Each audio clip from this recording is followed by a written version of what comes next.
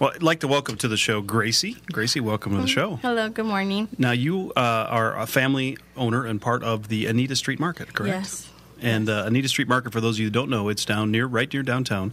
What barrio is that? Is it? It's Barrio Anita. Anita, okay. I'm in Barrio Blue Moon. That's where one of my offices are. So okay. I kind of know it well. And Anita Street Market is like a staple in that community, right? You get tortillas. My in-laws go there with my kids, and they buy tortillas for the week on a regular basis. So that's a big part of their life. That's good to know. Cool. And now, what's your history there? When did you start working with the family business? Well, I was born and raised there. My grandparents started it just as a little market, selling candies here and there, sodas, a little bit of beer and cigarettes, just a regular little market. After a while, which back in the day, they were all in these neighborhoods, right? Yeah, it was just, you would have at least one or two in a neighborhood, and now it's really rare to see an actual, working market or a little store in a neighborhood. What are some of the other markets and neighborhoods around there that you would know? You mentioned... Well, the one that I really was, would really go to would be like Jerry Lee Home Market, which is no longer there, but that's one that was my grandfather's favorite. Yep. So, yeah. Go after work and get a beer. And he would go. We would drive down Meyer Street and in his truck, and he would get down, and I would get down with him. He'd buy us a couple of candies, and he'd get his beer, and we'd go home. And that was his little stop every day. And he had a friend there that he would give change to, the family, a good, really family friend there that would hang out there, and he would give him change so he can go and buy himself something, Nice. And when did you start working in the family business? I don't know when I started working there, but I guess you can say at a really young age, about 7 years old. He taught me how to do the cash register and give change back by memory, not by using the machine or anything. And that's awesome. And taught me how to do, payroll, month-end paper. And your grandfather passed away, correct? Recently? Yeah, he passed away 3 years ago in November. And you were saying he was giving you a hard time about the business, are you committed? Are you going to keep it going? He was always there behind the counter, right? Yeah, he was. Yeah. People say, I miss walking in there and seeing him sit down. After a while, he couldn't, really physically, do the tortillas like he used to when they started. Yeah. He would literally labor work was labor work, doing each, masa ball by hand, and he worked very hard, and so did my grandmother, but yeah, he was very stubborn, and he was a good man. You would walk in maybe for the first time, and he'd say, hi, how are you, good morning, and you'd he acted like he knew you, way back then, and he was just a very, very a very good man. That's awesome. So I'm going to go on a limb here. These are the best two tortillas in all of Tucson. Yes. Part of our family's life. I'm holding on to a warm container of tortillas. Now, they're nothing better than warm tortillas. We just barely made those for you guys this morning, so they're fresh. So how many a day do you make? I think we lost count a long time ago, but I know that we make a couple of hundred of, just the medium alone, A couple hundred dozen mediums. Yeah, and then we have the large, which are the 14-inch. These are 9-inch right here. We have the gorditas, which are like the most famous ones because we make those with cottage cheese and milk. Oh. And they're like, they're low fat or what? Oh, they're good fat. But people just come to get them just to eat them like that, and they're good to make quesadillas and little tacos and stuff. The more the little kids, the children like them because they're just little baby tortillas, I guess. I don't know. And we have the corn. We started making cactus, corn. Nopal. Mm-hmm. So you use a different flour from cactus? It's a different, yeah. Well, right now we're in the process of changing it because the company discontinued it. So I found another company that's because they got famous. We just threw them out there just to see how it would work, and they got, I guess, people So you sell wholesale to restaurants? What kind of restaurants use your tortillas?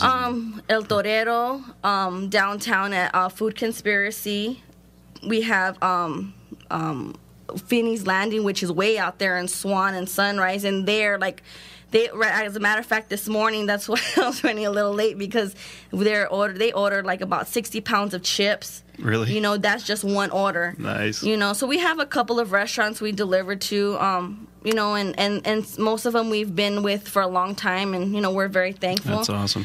So, but my family we had butcher shops back in Wisconsin, so it was outside of town. So there was the day where you would go to the butcher shop, and then you go to the baker, and then you would go to the you didn't have it all in this big super mega mart where you get it all in one spot. So you get to know the people that work there and the families that got raised in those places and those businesses, and for you guys to be holding in there that long and continuing to do quality food. Very blessed. That's awesome. It's hard to see other businesses close and try to start and not make it. But we're there for a reason, and knock on wood, we're going to keep you there for another 100 years. I hope so, because my grandfather would be angry. Don't let it happen. No, and my grandmother's 72 years old, and she's the most hardworking woman I have ever known in my life.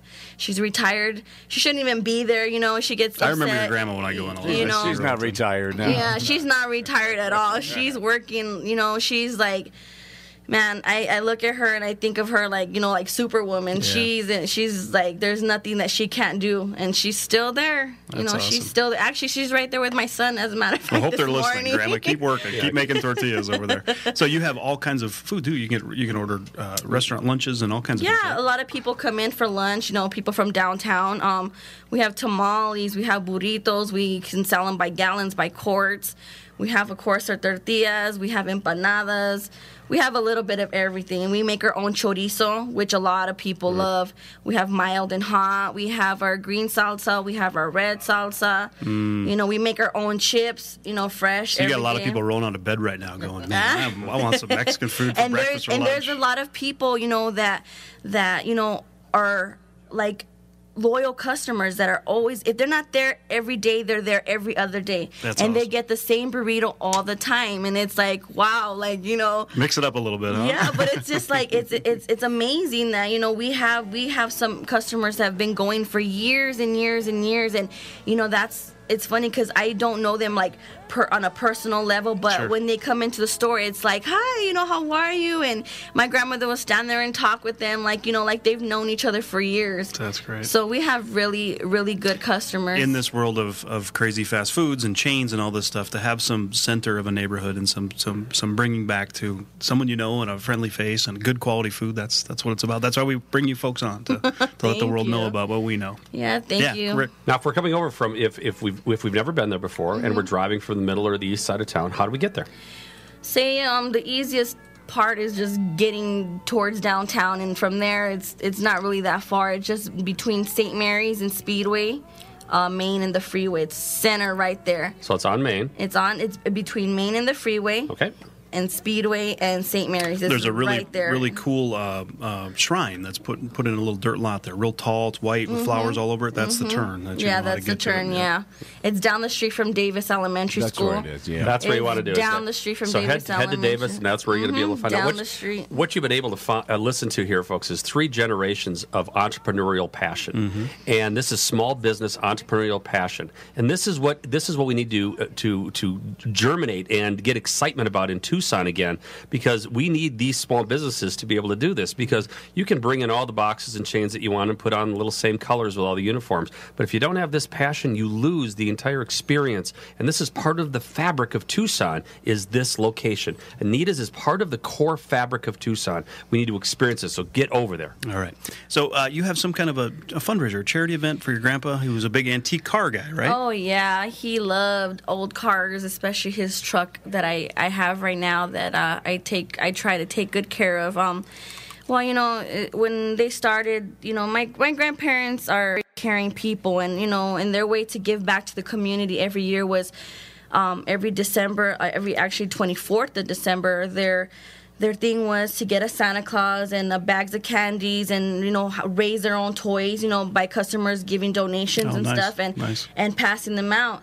Well, when my grandfather passed away, they've been doing it for 20-some years. When he passed away, it was kind of hard for us to continue doing, especially for my grandmother, because it was no longer going to be the same without him, especially because his truck is a white with the pearl red interior, so it's already Christmas themed. So Santa's coming. He would want us to decorate it and everything for the kids. That was it was really fun for him to do.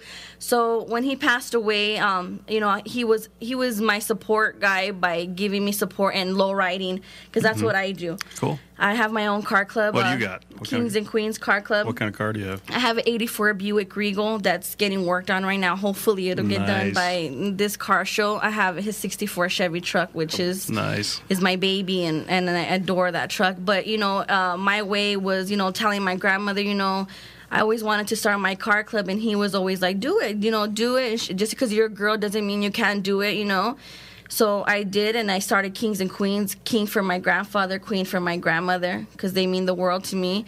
And, I had my son, and my grandmother thought it was a crazy idea, but I did it. And what I do every year is I throw a small car show in the neighborhood. Our car club throws a small car show in the neighborhood at Ori Park. When is that? December 16th. We're going to do it this year, Sunday, December 16th. We try to get as many sponsors as we can. All the toys that are raised go to my grandmother. And she gives them away to all the kids. She gives them away on the 24th. Can you do me a favor as you get about a month out, come back on and let's talk about that and promote that up? That sounds like a lot of fun. Thank you. Hey, thank you so much for the story and the history and your grandparents and your relationship with Anita Street. I've been shopping there and going there, and I now know some folks.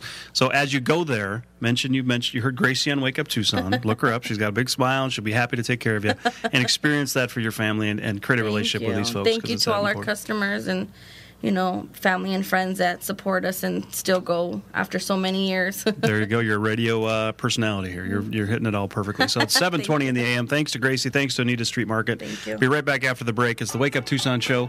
Letting you know what's going on out there, folks. There's more to this town than you even have any idea to. And these are the kind of stories that we like to feature and profile. Wake Up Tucson. Be right back after the break. Good stuff. 721 AM 1030 KVOI. The Voice, Tucson Jazz Society.